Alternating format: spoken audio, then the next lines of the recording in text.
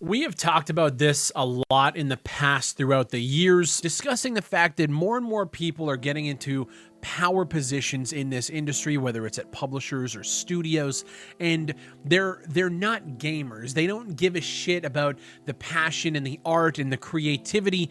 All they give a fuck about is the bottom line. And we see that more and more every single day with releases like Cyberpunk and Battlefield and the yearly releases of Call of Duty. But one thing that is ramping up more and more is the introduction and the implementation of NFTs. We saw the backlash with things like Ubisoft Quartz. We saw the backlash with Stalker 2 offering NFTs for their pre-order incentives. And we've seen all of these companies fall back a little bit on it. Ubisoft has obviously doubled down, as we talked about last week, but they deleted the video, they pulled it off, unlisted it.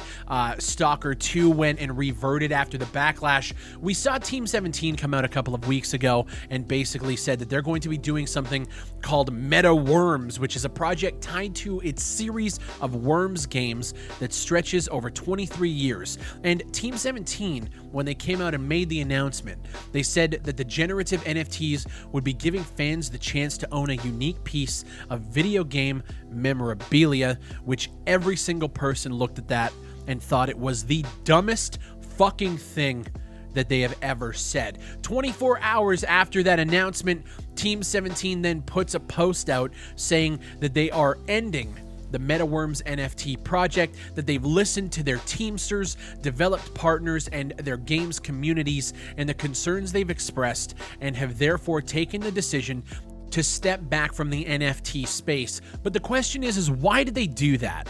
They put that announcement out without talking to any of the studios that they publish games for. So studios were forced to come out and go against their publisher. Studios like Overcooked, they put a post out saying, hey there, we at Ghost Town Games just wanted to reassure you all that Overcooked and any of our future games will never engage with NFTs. We don't support NFTs. We think that they carry too great an environmental and social cost. We also want to ask folk to be kind when voicing their concerns and be friendly to the neighborhood community managers. Overcooked and Overcooked 2 are great games, and Ghost Town Games has my respect for going against the narrative that these publishers and higher-ups are trying to push into this industry. Playtonic, the creators of Yooka-Laylee, came out against Team 17, who is the publisher of Yooka-Laylee and the Impossible Lair. Playtonic came out and said that they have zero interest in utilizing NFTs in any aspect of our business now or in the future. Remember these studios because they are the ones that are on the forefront of knowing what their community and what gamers actually want, and it's not NFTs. Aggro Crab was another one. They condemned Team 17's decision to produce and engage with NFTs, and this is all around the time that Team 17 was pushing this narrative. And now we're seeing a new report come out, and this is courtesy of Eurogamer, talking about what's going on inside Team 17. Keep in mind, Team 17 just split with Void Interactive in regards to publishing Ready or Not. Team 17 just actually acquired the Hell Let Loose IP, which we all thought could have been a good thing, but when you see what they're actually going towards and where they're moving to in this industry, it's not a good thing. This report details more than a dozen employees reaching out to Eurogamer specifically, and they were completely anonymous to protect their careers. They said that they have felt let down by how Team 17 has handled the announcement of the Metaworms NFT, and that the company's refusal to listen to staff concerns has added additional pressure to a workforce already worn thin. Team members I spoke to, fiercely loyal to their colleagues and proud of the work that they do, were aghast at the public drubbing the company's name got last week, and they say they've become increasingly upset by the decisions of management over the past few years as workloads have risen while pay has remained poor. Team 17 staff, past and present, confirm the company has recently been shedding team members as many are fed up by low salaries, long hours, and concerns around HR and upper management. Team 17's public Glassdoor page paints a similar picture with 1-star reviews over the past 6 months, so many of them, and a flurry after the last week. Now, rather than brush the NFT blunder under the carpet, Team 17 members have told Eurogamer they need to speak out on a range of issues that bosses have to both acknowledge and improve. Now, this is where it gets a little interesting. So all those employees reached out to Eurogamer, told them their concerns. Eurogamer then took all of those concerns raised in that report directly to Team 17 and invited the company to respond to a set of points individually. Yesterday, in response, a Team 17 spokesperson provided the following statement, which we're going to read out here right away. But at the time of providing that statement, Team 17 then internally warned staff that an extensive and negative article would be published, which would impact teams across our studios and offices. Team 17 staff reflected to Eurogamer that this alert had been given with far more notice than that of the actual NFT reveal, which would have affected all of those companies way more negatively if they hadn't chosen to speak out. Their response is horseshit, but we're going to go into it. Team 17 Digital takes its responsibilities to its staff extremely seriously. We constantly review our internal policies and practices and assess how we support our employees through our engagement survey and through direct dialogue with the team, including newly established employee-led working groups. This encompasses compensation, workplace culture and environment, among other key areas, to continually strive to improve our employees' experience.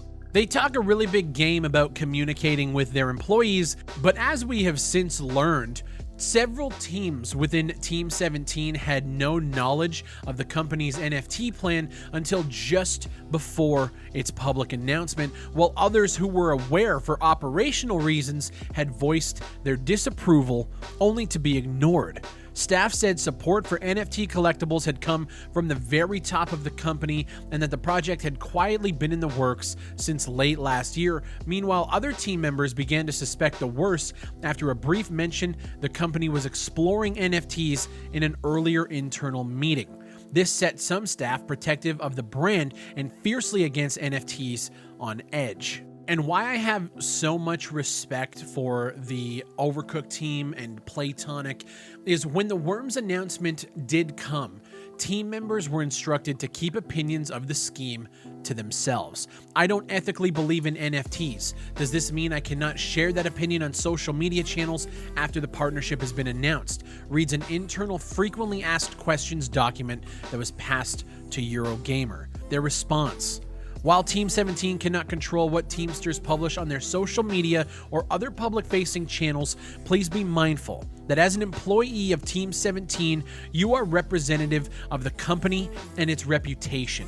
Criticizing or embarrassing Team 17, its contractual partners, or fellow Teamsters in a public forum could be cause for disciplinary action. Meaning Team 17 absolutely ignored the concerns of all of the members bringing up their distaste and dissatisfaction with going into NFTs. They ignored all of that and then tried to strong arm them into silence by saying that it could be cause for disciplinary action. This is absolute fucking bullshit.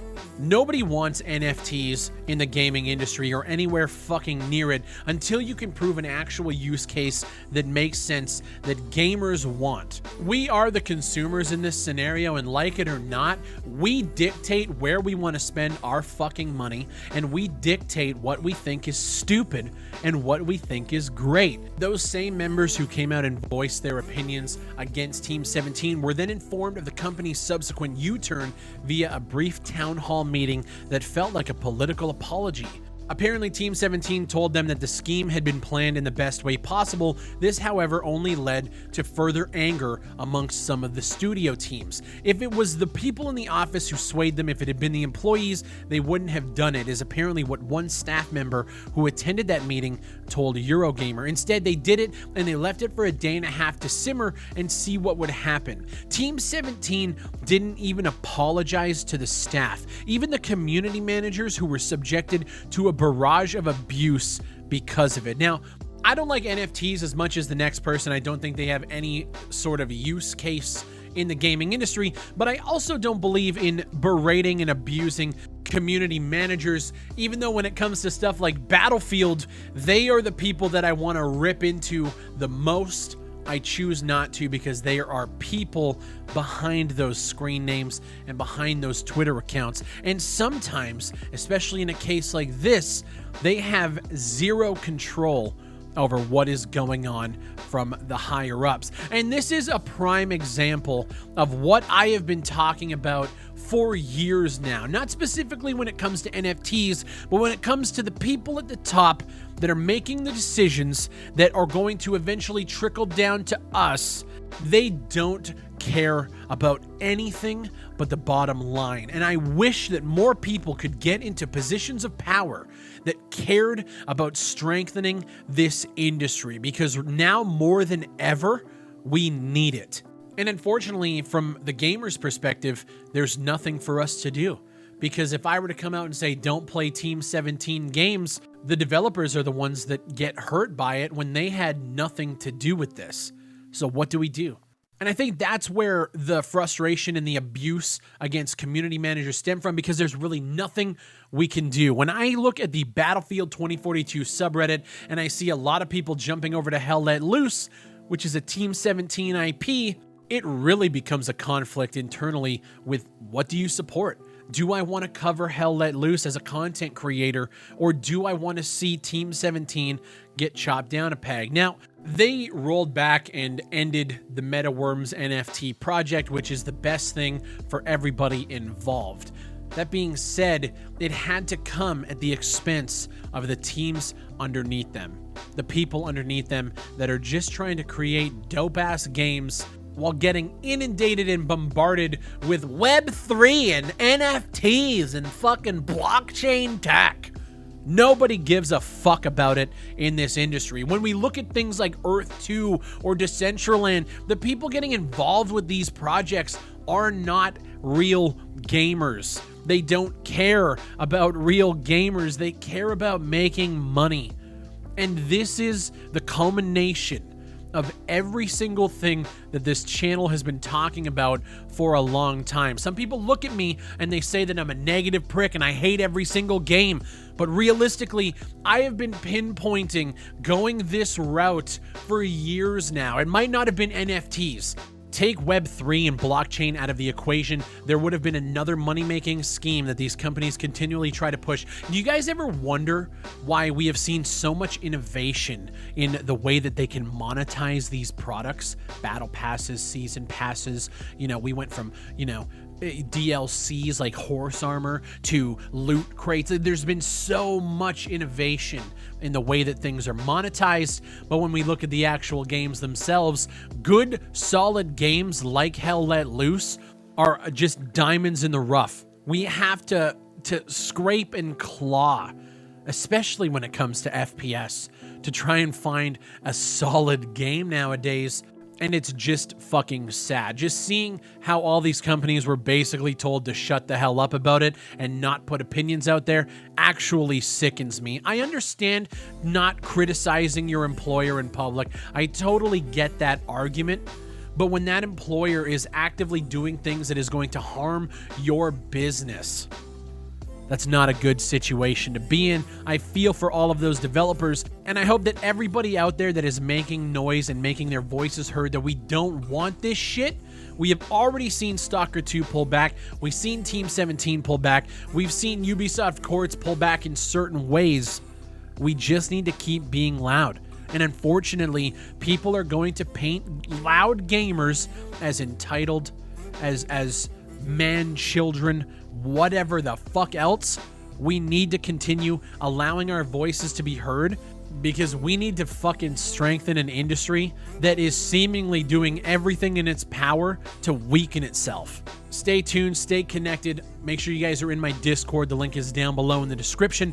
Come through to the live streams. We are live Monday to Friday at 4 p.m. Eastern right here on YouTube. Subscribe now if you guys haven't. Leave a like on the video, do all the things and do all the stuffs, but most importantly, stay happy, stay blessed, and I'll see you on the next one.